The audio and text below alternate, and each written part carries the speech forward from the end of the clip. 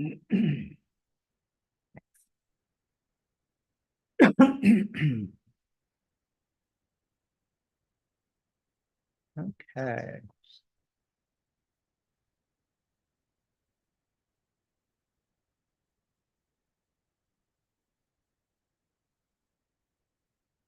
All right. So welcome to the launch of A Season in Delhi with our author, Scott Alexander Hess, and joined by Dana Burnell. My name is Greg Newton. I am the co-founder of the Bureau of General Services Queer Division, along with my partner, Donnie Jokum. The Bureau, for those of you who don't know, is an all-volunteer independent queer bookstore that has been in existence since 2012 and has been here at the center since 2014. And we have regular bookstore hours, Wednesdays through Sundays, 1 to 7 p.m. And then we often stay open later if we have an event. So please check out our website and you can see those upcoming events. You can also sign up for our bi-weekly newsletter at the back of the room or on our website, which is bgsqd.com. Those 5 easy to remember letters. No one usually confuses it with BDSM, but that's cute. We're okay with that. We have a suggested donation of $10. If you're able to do that, we appreciate it. Those of you at home or in the audience here, if you don't have cash, you can donate at Venmo at BGSQD. Those letters that are all around you. But if you'd rather support us by buying a book, say Scott's or Dana's or both, that's also a great way to support us and we appreciate it. Thank you so much. There's change in the bag, so I'll pass that around. Thanks. And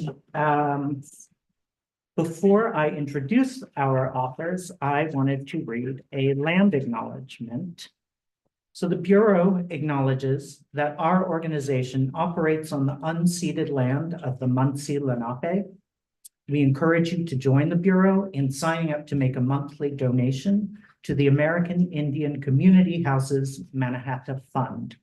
The Mannahatta Fund, according to its website, is an invitation to all settlers and non-Native people who wish to acknowledge the legacy of theft and genocide that comprise the history of New York City and the United States. And you can find out more at mannahattafund.org.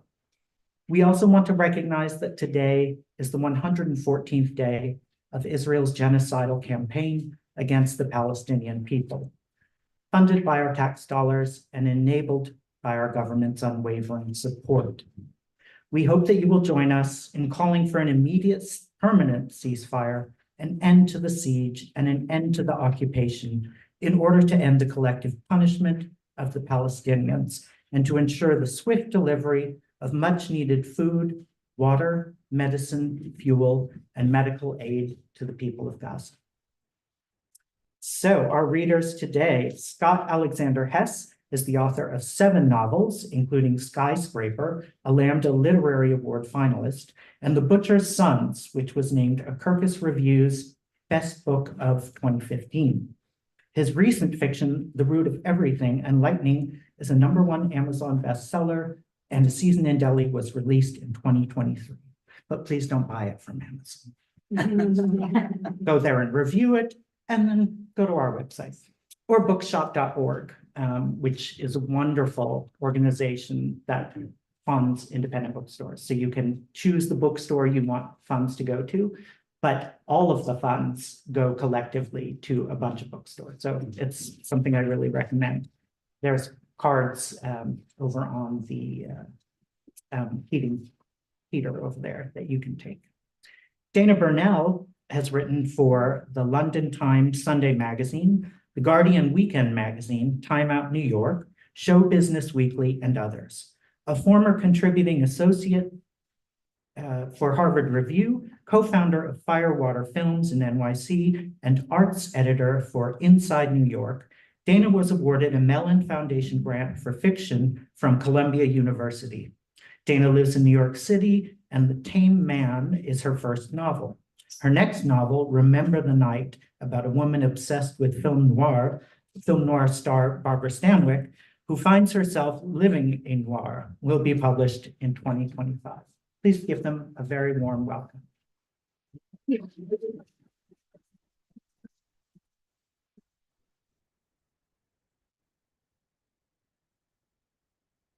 Hello, I'm delighted to see everyone here to talk about Scott's upcoming book, Read Close. I want you facing the camera. Oh, I'm sure we are. Yes, you can tell us, of course. I just splashed water in my eye. I'm not crying. Stop weeping. You can cry. Yeah, There, is that good? The mic's good? Yeah. Oh, sound good for me. All right. these little stools are tiny. I know. First I read. Okay, excellent. I feel a little like Judy Garland Wow. up on a tiny stool with a microphone. I don't know. And you wrote for Showbiz Weekly. I think my mind's going somewhere else. The night. No. Focus. So I'm going to read a tiny bit from the book, and actually it's a tiny book. It fits in my pocket, as you can see, like that, which is a new Rebel Satori is my publisher. They've got a couple of their books over there, and it's a new bijou book series, very like about it's supposed to mean, I'm not sure what it's supposed to mean, but bijou is little or something. So anyway, I just wanted to point that out. And the font is a little small, but it is readable. So I'm gonna read a tiny bit. This you'll learn as Dana talks to me. It's inspired by a trip with my husband, who's over there to Delhi, 2 trips, and there are dual narratives in the book. There's the gay couple and what they go through, and then there is a journal of a diplomat's wife named Carol, who had a torrid affair in the 1950s. So for fun, I decided to read, I always read Brandt, who's the central story, and I decided to share a tiny bit of Carol's journal, because I never do that. So this is from Carol's journal. It's been a while. I quit writing here. I was afraid. I lead 2 lives, with a John and without a Jean. I have to tell Miriam. I have to confess. It's gone too far. I quit writing what he and I do because the words would scream at me to stop, to walk away before it's too late. But now, the last time he brought another man, just thinking of it thrills me. I'm ashamed. Who am I becoming? It's like I'm writing of someone else, not me. But I want to see him now, this very minute. God, I'm a goner. I'm going to write this down. If I can't tell Miriam out loud, then she can read it. I'll hand this to her and run away, but I can't hide it away like it's not happening. A month has gone by. The first time in the stairway, I knew he was not a good man, a devil, but I didn't care. I felt powerful knowing he wanted me. It's been so long since I've done anything with Gerald. I needed that, but I didn't expect the rest. Each time we met, he pressed a little deeper and I felt myself sinking. The cell phone rang and I said, answer it for God's sake. No. Back to the story.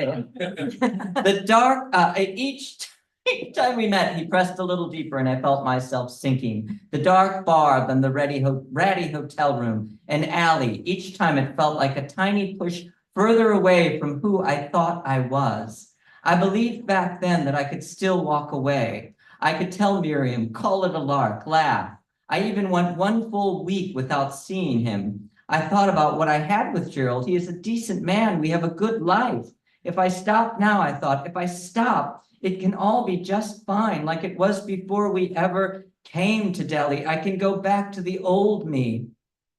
It's funny about secrets, desire. It's so tasty. That's a stupid word. I'm a stupid woman to even be caught up in this with Ajahn. But after a week lying awake at night, I knew I'd see him again. I had changed and I couldn't go back. The night he brought the other man, Gerald was away. I knew I had time. I was at the hotel room. The desk clerk knew me since we'd been there twice before. I waited on the bed. It was dark. I liked it like that. The street outside, the window 1 floor down was busy, even very late, loud voices. They came in together, side by side. They stood in the doorway. The other man could have been his brother, same height, dark hair, well-built. I knew what was going to happen. I knew, but I sat still. The whole affair is like a drug, just a little more this time. They came in that way, side by side, then sat on the end of the bed where I was on either side of them. They were like doubles of the same man, and I thought, And I thought, this isn't really much different from what we've done before. Not really. They are just two of the same, but I knew it was different. Still, I laid back on the bed, and that was that. And that's a little bit of Carol. Ajahn is her scandalous Indian lover. Yes. So Secrets and Desire, yes, they are tasty. So A Season in Delhi is, you wrote it just after you wrote a series of novellas. And Season in Delhi, the Root of Everything and Nothing, they're twin novellas about the shifting landscape of the 20th century. And the new book brings us into the 21st century, but also through Carol, you get the echoes of the 20th century. And I'm always interested in how you bring the sort of sensory details into your work and what kind of a priority they are with you as writing. Because clearly choosing India, you choose a wealth of details for your purpose. right. And I was just wanting to know about how consciously you're selecting these sensory images. Yes, I do. I love sensory images. I like poetic language. I like both sexual and sensual, like the weather, the setting, the country, the dirt, and sensuality. So from my very first novel, back in 2000, good Lord, 2011, I hadn't planned to write novels, but that's what I fell into after grad school. And what I loved was, I think the first one was, well, probably Faulkner or Cormac McCarthy, or just language that was so like beautiful and transportive and sensual and like water and river and all that. So I leaned into that. That was the kind of writer I wanted to be. And I also didn't know if I could be highly sexual and literary, because I mean, literary just because I wanted to write a bunch of poetic language, and it wasn't, I wanted that kind of reader that enjoyed that. So I read Alan Hollinghurst, I read Marquis de Sade, I read actually Bret Easton Ellis, people that push the envelope, and so I started combining. That became kind of my trademark, along with different storytelling themes that I can, in other eras. I got into writing about other eras. But I was always led by this love for language and setting, and both the sensuality of nature, and the sensuality of people. And as a queer man, oh gosh, that was that long ago, but I did kind of feel it was not my duty, but I was honored. I wanted to write things that were very sexual and sensual and beautiful and erotic, but also, literary and all of that. And like, I think Alan Hollinghurst, The Swimming Pool Library, which they might sell here. Yep. Buy my book first. Hollinghurst, they're sold out. But I read it and it was so beautiful and so literary and also so sexual. And I'm like, we can do it all. So I don't even remember the question. No, it was years ago. What kind of writing did you think you'd do before you hit up novels? Well, I did. I was a journalist. I did screenplays. I wrote some short stories. I was an actor. I played Judy Garland, believe it or not. No. And but no, I just shorter, and then I did my MFA, just like, I don't know, let's see what this is all about. And we read a novel a week for 2 years. And if anybody's a writer, read a novel a week or a novel a month, and your appreciation of the written word will escalate.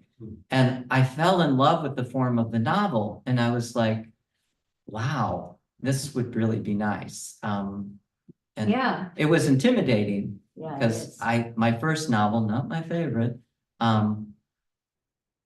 it was hard. I was like, oh dear Lord, this is going to go on forever. And I would be in the middle and trying to remember where I started. But then I teach too. And I always tell my students, just be messy. Don't be perfect. Don't be precious. Just get it on the page and get a big messy draft. But the novel is, our novella. I love a big giant landscape to tell a story. Is there any, because your last 3 books have been novellas. Is there anything in the plot as it first comes to you that makes you think, oh, this is gonna have to be a novella? Or is it just the way the story? No, I mean, novels are more marketable, so I wish they were all novels, but I'm a very stream of conscious, I'm just kind of a turn on the knob and start going and seeing what happens kind of writer. Mhm. And then also the stories evolve and become something, and then I can always just kind of tell when we're finished. Like The Root of Everything, my novella, it's 3 different generations, and you would think this would be a 400-page book. Right. And it's like 130 pages because of it's nonlinear and the way I put it together, but I kept looking at it like, is this the length? Is this the full story? And it was like, yes, this is what I've done. This is what I want. So they tell me what length they are. And then, that's kind of, but as a writer who also markets their work, people do want a novel. It's a little, might be changing these days, but it's a little harder to sell a novella. And if you're famous, it can be a novella and they call it a novel anyway. Right. They do, like Ian Yeah. McEwan and all these people. I'm like, wait a minute. But it says on the side, a novel. And it's like, well, okay, so there you go. Yeah. You talked about how your trip to India with your husband inspired you. I'm also interested in the role grief plays in the story and how real life experience does entwine. Right. Yeah, grief was layered in. I had sadly lost my mother. My husband lost his mother, like all within the same 2 years. So good heavens. I mean, as a writer, I do use my life experience. And the loss of a parent, loss of my mother, and the level of grief, and I was just astonished how intense and earth-shattering the experience of grief was. I grieved other things, but not to this level. So it shook up my whole reality and my whole emotional life. So I knew as I was writing this book, I wanted to add another level. And then it came to me that, that because it's he's not a very likable character, Brant, really. I mean, a bit, he does some bad things and he's very, very self-centered and not at all like me. And then Carol is, so I kind of wanted to have another layer that was not sensational or not external or not like a calming layer underneath. And then I thought, well, what's going on? Why don't we bring in grief? He also at the beginning does something very out of character for him. And it's really what catapults the story forward. And I thought, well, let me give him my grief and then that, and I have him, have a loss too. And I'm like, and that can kind of justify to himself why this strange thing happened. Yeah. Let's talk about the hot flaming cold spring. Oh. And the role of, I'm going to say this incorrectly, Hanuman, the monkey god. Oh, yes, the throughout monkey god. book as Yes. Again, it's combined with the sensory sexual, I guess, feeling, but also deeply connected to grief. So what was the role? Was it conscious to be pulling that god through the book Yes. and to frame it that way? Yes. My writing tends to be, like I said, I roll with it at stream of consciousness, but then I have all these other little pieces floating around and they do just come to me. I don't, they just seem to pop in, but that certain things connect and make sense. And in Delhi, those 2 trips, the level of devotion and the different spiritual and religious and all the temples and different relationships people had with gods. And I think somebody was what's your friend's name? Gaurav. I think Gaurav likes the monkey god. Yeah, he does. And And then I saw this huge statue, and to me, it was kind of sensual. And so I just realized, oh, let me bring that in, as that was added on as a layer. And I thought, and it kind of ties Delhi back to his original and this and that. And some depictions of the monkey god are very strong and masculine and like, sexual, really. So that kind of tied together. Yeah, sorry, that was a very lame response, but I was also thinking that when I Googled the monkey god, because I was very intrigued by sort of the way that image popped again at toward the end of the novella, kind of right before the denouement. At the way it was also connected to an emotional purge. And I guess that god does also represent its power, but also a sort of spiritual reconciliation. Which it's beautifully done. I want to talk about the Diwali party because it's such a good part in this book. I love a book with a good like party scene at the center or at the beginning where kind of everyone gets together and there's going to be drinking and bitchery and something like some little twist is going to come out of it. I think I made a mistake in my book. I put the party scene too early. I should have. Next time I will put it later because you want to know sort of more about the private face of people before you see the public faces. So I really like the way you did it, where you saw Brent and Lloyd at the party together, and you saw Mendo before the party. But what I'm interested in this Diwali party, how did you sort of frame the scenes of the party to so efficiently have it work as a hinge in the book to kind of begin to crack the story open for the revelations? Right.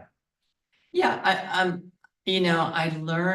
also learned about the use of dinner party scenes, like in Jane Austen, I think Virginia Woolf. Margaret Drabble does great party scenes. And how they can, I learned that back in grad school, like how they can support. In my first book, I did the same thing. I had like some huge elaborate party. So I do at the beginning. But Diwali was another level. If you don't know, I didn't know. We went and it was the Festival of Light. Diwali was happening while we were there. So I learned about this great Festival of Lights and again, the devotion, the spirituality, what it did to the candles would be all over the streets. And it was just fascinating in the petals. And so there was that whole element. And I knew that I wanted to use that. And as a writer, as structure, like toward the end, like allow it to catapult us toward that finale part and this great. And also I needed a character to reveal the truth about, part of it is about this Carol lady and whatever happened to her. She ends up owning the house that my central character is currently living in. So I needed this story to come out. And so having a Diwali party and then bringing some of his husband's work people, and one of them, this really drunk, obnoxious Billings, writer, right? Billings, who wrote for like the Sun. This London Sun, like which is kind of like the National Enquirer or something. So he wrote this scandalous story about this lady. So I needed that tie-in. So it all seemed to, and I wanted the beauty of Diwali plus the crassness of Billings and like ugliness and beauty all in the same scene that leads us onward. So those all kind of came together. Yeah, I love it. And I love like Billings. He's such a good character because there are those people at parties, the people who can drink forever, but kind of they stay together, but a certain malevolence sort of enters in their endurability as a party person. Right. It's very real. And those people are very disconcerting and weirdly powerful at times. Yeah. Other characters that are important, I'm very interested in what Jasmine and Menda represent to the character, because Jasmine is sort of this fabulous, has this sort of fabulous connection to the spiritual, while Menda is very practical and down to earth, and a new friend made kind of, I think, since the hot fling, since the bad behavior. Yes. So what made you in particular find those useful for this story? This story. Yeah, it's interesting. Some of it I forget. I can't remember the process, but I do know, I needed a, also, I did this whole thing for the Lesbian and Gay Review. Is it the Gay and Lesbian Review? Something. Anyway, magazine where part of my story there was I was called the wife. I was the wife in the couple. My husband was the worker and I was the wife. And then it wasn't a negative thing, but it's how I was seen. So I spent a lot of time with wives and went around and this one lady. And so that, and the housewife of Carol. So the Menda character, I wanted also a funny person to help draw him out of this obsession.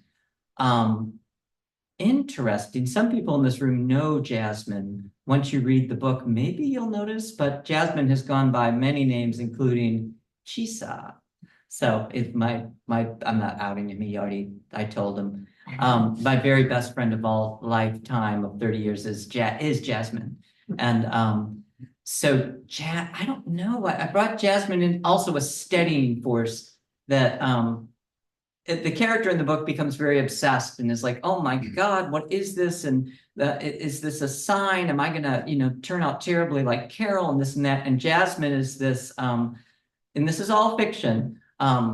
It is a very steadying force back in the States, and it comes on through Skype she does numerology, she does astrology, she helps him with his numbers, and she's also, does OnlyFans and dresses in all these elegant lady looks, and then has all these very exclusive clients. So I also wanted that element of like a mysterious character that is online, and also that is kind of, there's a lot of different types of sexuality in the book, and I wanted someone who was very confident and empowered, and doing, I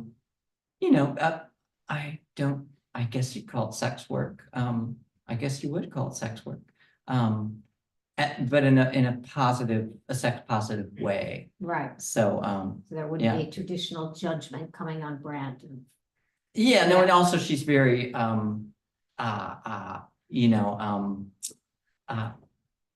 like into numbers and astrology, and really helped him with his, to try to, see past some of the neurosis. So. Right. Anyway, maybe I just wanted to put my best friend in the book. That could be Sounds it. fun. Yeah. She'll be in the movie. Saying herself. This is a question brought on by something else I was reading as I was rereading your book, and there was some quote talking about how we never mature really as human beings until we accept that our mothers are fully human and have flaws and have made great mistakes in their lives and carried on afterwards. And that made me think about why Carol obviously is such an important figure after the death of a mother. And did you in some way consider Carol to be a way for Brant to maybe connect with his mother on a mature level of understanding if these women of this age had these challenges, these marriages that I think complicated. not consciously, but as you bring it up, it's like, I think also as writers, at least for me as a writer, there's always subconscious things, other things percolating that just make their way into the book. And then sometimes you look at it 10 years later and say, oh, that's why that was there, because you were going through this. That makes sense. But I do think that I wrote another book, which I'm still editing, but about the role of women in the 30s and 40s and in St. Louis, Missouri, and a lot of the stories from my mother and grandmother. So I think anytime I have a woman struggling to find her power or her, I don't know, her life, her joy, like Carol was in the 50s with a husband who ignored her, and that she was supposed to just live this little happy life, but it wasn't her choice and all that. So I think always there's bits and pieces of stories from my mother about, she was a feisty gal, so I'll tell one tiny Mary story for Mary, but they had what was it? The poker club. And the men would go, and this was the 50s, the men would go in and play poker. And the women would sit in the living room and I don't know what they did, eat snacks. And my mother was feisty. And after the first time doing that, she said to the ladies, look, let's play poker. Let's have a game. Let's get some drinks. And they're like, ah. And then my father was very traditional. They were like, well, no, you can't do that. And she's like, yes, we can. And then that was that. After that, like the bridge club, the poker club, the ladies had their own good time while the men were over there doing that. So my mother went through things like that, but I loved hearing how she perked right up, and mostly because she was bored. You know, she's like, what are you, crazy? I'm not going to sit here and listen to Gladys's story for an hour and a half. It's like, give me a drink and give me a deck of cards. So, yeah, another long answer that I can't remember the question. Back to you in the studio, Dana. Yeah, let's see. I love that answer though, because also the bit in the book that kind of comes out in the same, I think, opening pages that Carol writes. She says she's talking about her marriage, and then she just sort of casually drops, but my mother told me that sex is the least important part of a marriage. Oh, and by the way, my husband doesn't sleep with me.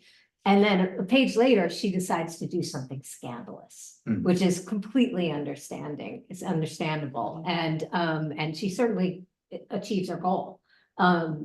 But I loved the sort of tension, that just that detail drop of what her mother said to her about basically, which is kind of in contrary to human nature, that people are supposed to live up to that woman like it's not important. Right. Well, those are very different. Yeah. The 30s, the 40s, like, in which I learned a lot from heard a lot from my mother, was, I always admired her so much because she was bold and she did step out, but it wasn't so easy back then. It was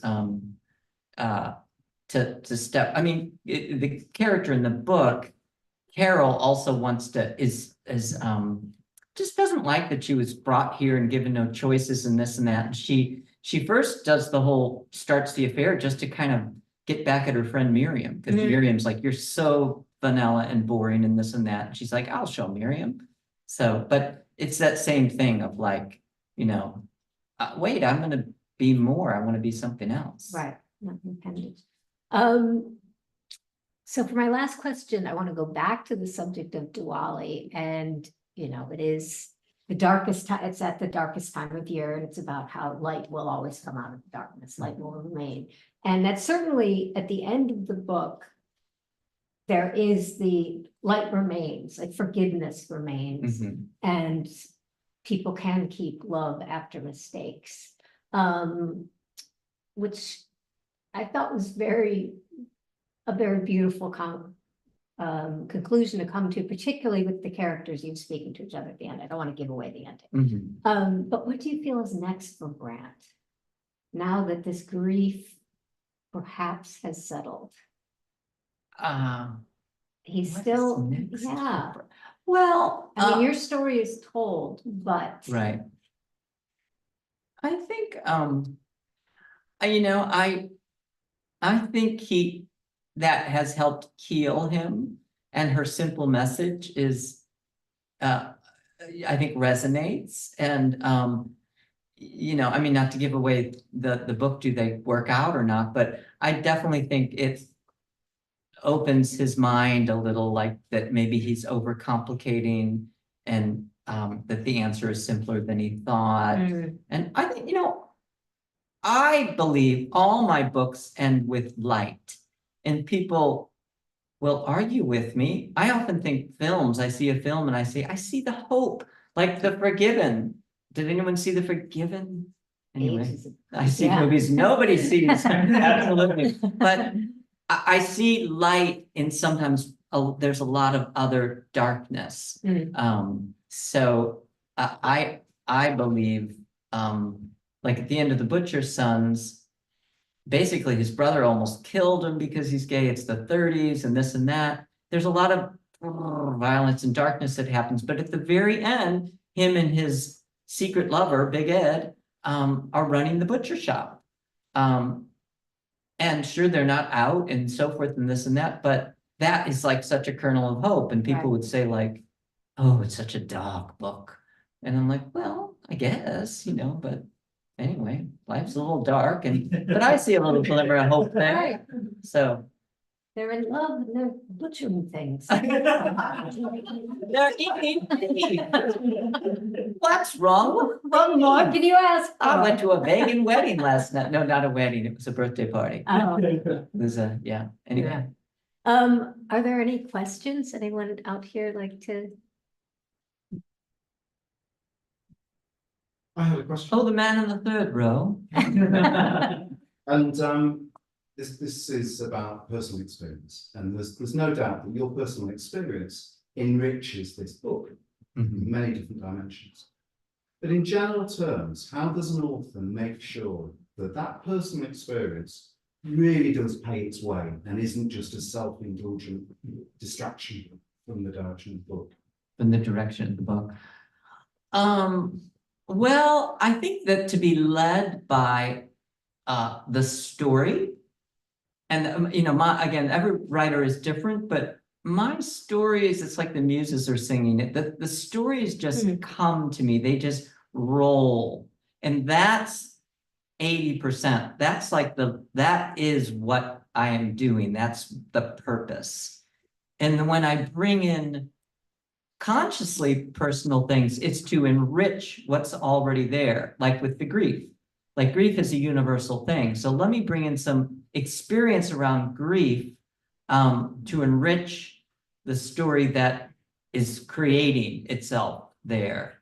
Or an authenticity, or that's why I always have LGBTQ characters, and because I lived it, and I wrote Season in Delhi from the point of view of a privileged American who visited twice, because that's all I had. That's what I could bring. I could bring nothing else because I never lived in Delhi. I'm not, but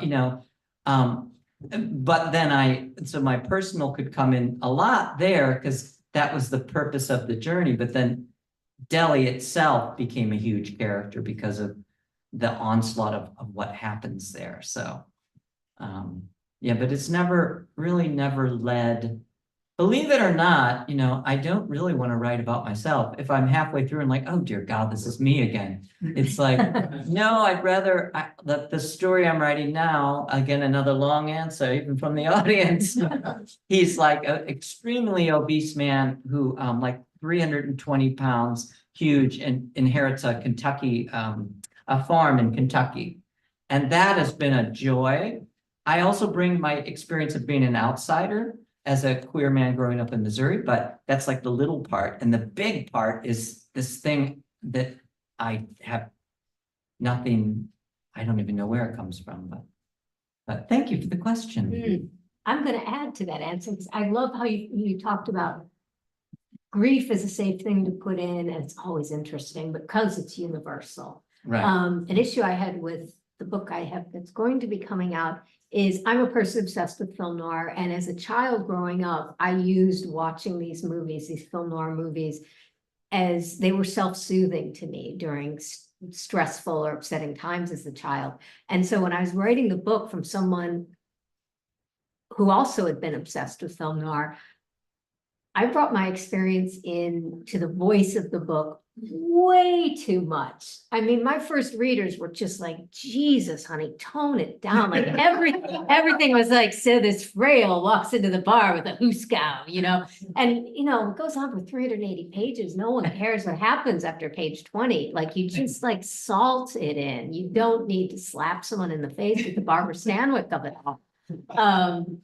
But that's not a universal thing. Self-soothing through film noir is not something we discuss. But self-soothing is universal. Self-soothing is, I mean, and that for the most story, is. But it is very interesting how the thing, in this case, something that I had been quite obsessed with, that obsession did show itself with, frankly, the need to go back and rewrite the book a couple of times just to find that balance. Right. So other questions? Yes. Any observations about gay life in Delhi? I know you lived there for a few weeks, and it may not be in your book, but you're an outsider when you're there. Did you experience any of that? Right, well, and don't quote me, and I may be completely wrong, but the third sex, well, okay, there's a few things, and again, I am no expert, I don't even know what I'm talking about for the truth of it. But there's the caste system, which I think still exists, which I noted in watching certain people deal with other people, like, a person I was with, how they demeaned the waiter. And my husband and I talked about it. We're like, what's going on here? But so there's the whole caste system, which is, it exists or doesn't, I don't know, but I experience things. And then there was the whole thing of the third gender that is living as a woman, and yet, so that the whole thing. And then there were also, not necessarily due to sexuality, but as a queer person, I always felt I was way over there. I was hidden. I was out. Throw them away. Throw them in the ditch, which happened. But there were people living in very efficient camps on the road. Fires burning, dogs running around. Also the animals, like the cows were right here, the monkeys, the dogs, everything was everywhere. So not sure how that completely ties in, but there was just so much openness. I experienced, as a queer man with a husband, I was pretty, what do you call it? I was protected. Yeah, I was very protected. So I don't know what would happen to me if I wandered the streets alone.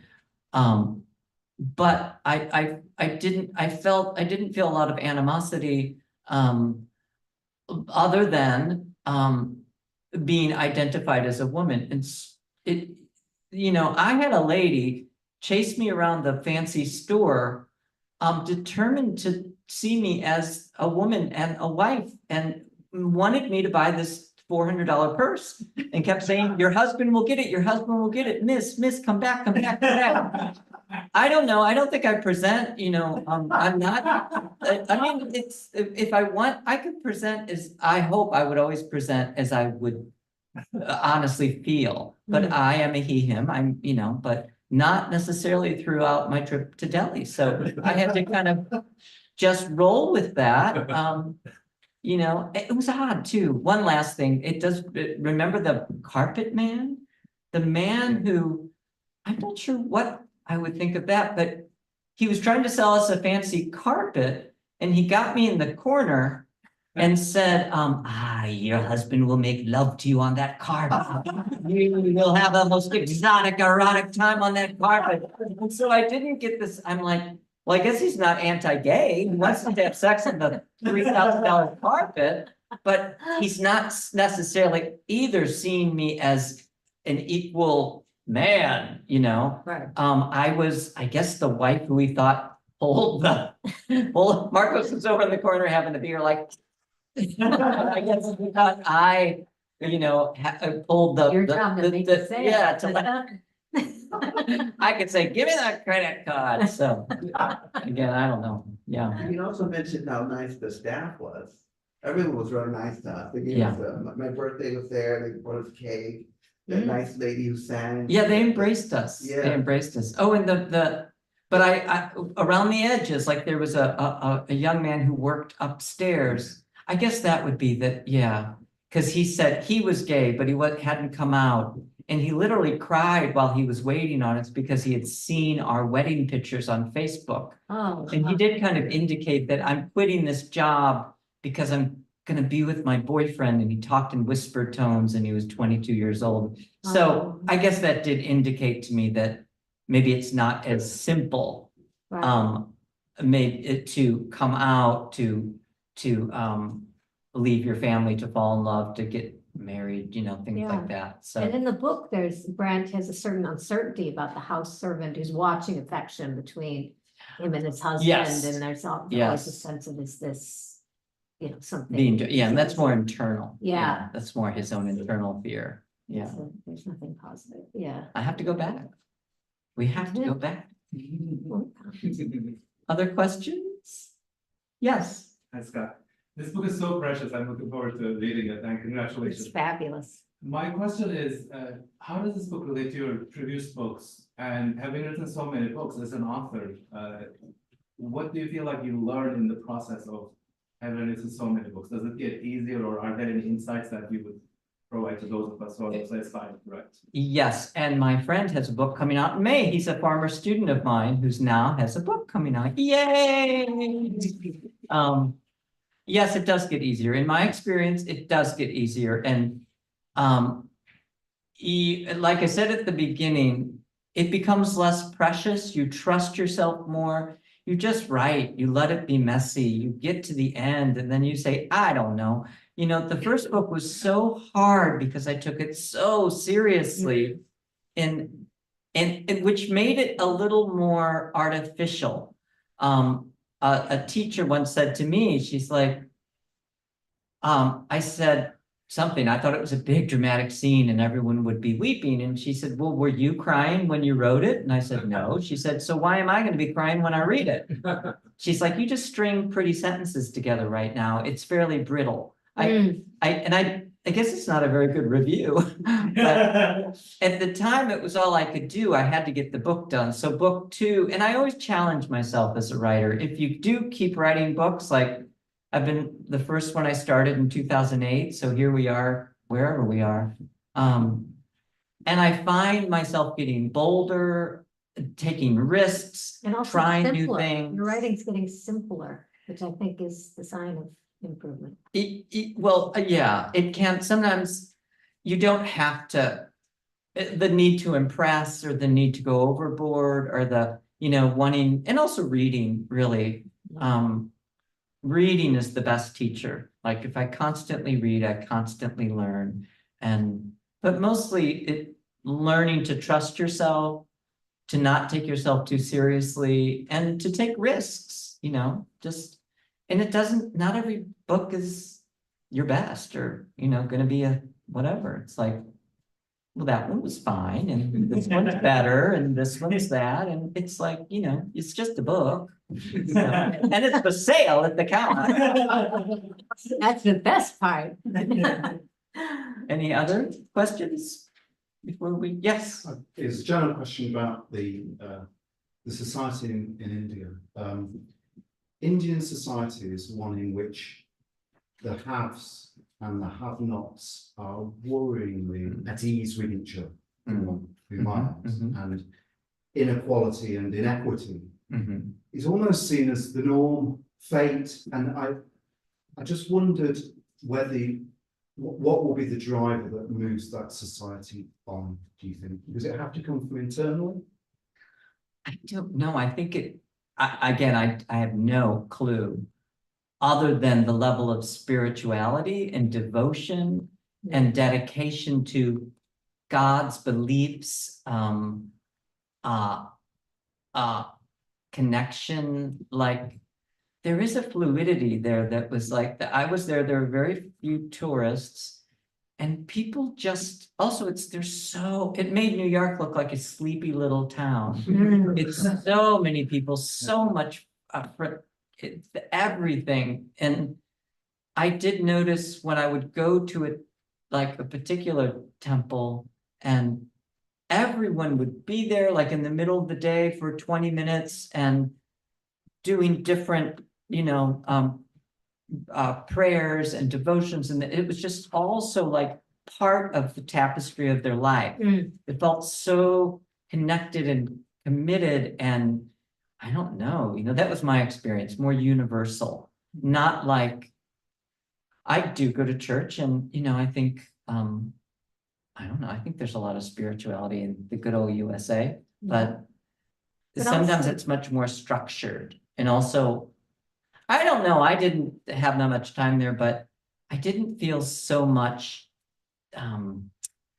divisiveness or conflict between the, I guess the religions, like the Sikh and the Sikh and the Buddhist and it just, you know, I What's didn't. interesting, there's see that scene in the book where Brent's out with Menda and the impoverished little boy kind of sees them and does this dance and Brent's like, oh, should I throw money down? But throwing money is so uncomfortable. And Menda's like, oh, you're such an American princess. Like that guilt was a luxury, that tormenting over the inequality was sort of a Right. princessy, Right. which I thought was really an astute and also kind of funny thing for her to say. You know, Yeah. we don't have time for that kind of, you know, sob story sister. Right.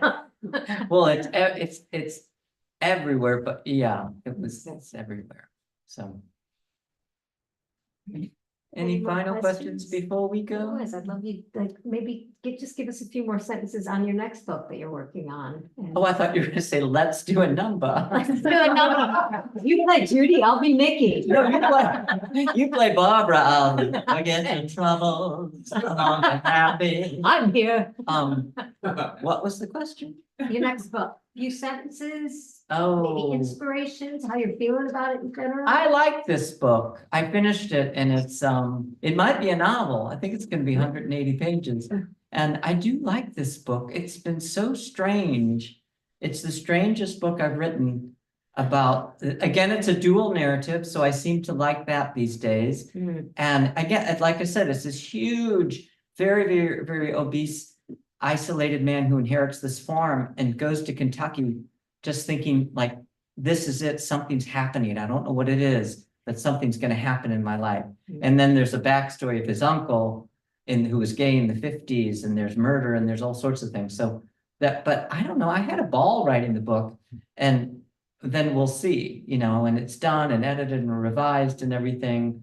But I often love my books. If only like the New York Times loved my books as much as I do. When I finish, I'm like, oh, what a wonderful story. I love this. How well Man, done. and I've never written a character. I'm as tiny as they come. I'm as tiny as my book. So I just like in my writing group said, how did you, it all seems so real. How did you feel? How did you create this? I'm like, I don't know, but it was really fun and interesting to live the life of this severely obese person who had to deal with getting through life that way, being judged, getting out of a car, you know, or getting yourself into the seat to drive when you're that big is, see, I think I'm that big, I don't know. Anyway, that's coming soon to a diner near you, I guess. Well, I guess that's it, unless That's anyone else has any questions. Thank you so much. Thank you for coming. Thanks for coming out to the rain. Yeah. Really great. The books are for sale. I will sign the books. Dana has her books for Happy to sale. sign them. We'll sign those books if you'd like them. Thank you both so much. Thank you. Thanks for having us. Bye, everyone online.